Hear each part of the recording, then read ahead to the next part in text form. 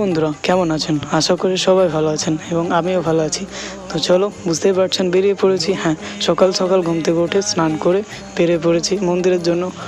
এবং কথিত আছে এই মা খুব জাগ্রত এবং এখানে সেই স্থান যেখানে দুই নদী মিলিত হয়েছে, দামোদর ও ভৈরবী। ভৈরবী আরেক নামেও পরিচিত, সুবর্ণা নামেও।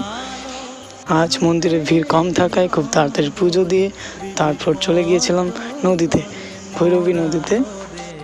হ্যাঁ, এই সেই নদী ভৈরবী।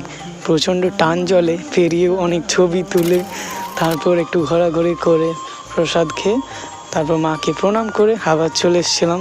হ্যাঁ, আমার এখান থেকে মন্দির বেশ সামনে।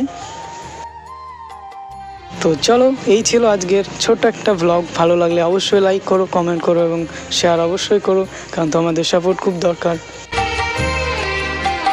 শ্যামা কখনো সে তো কখন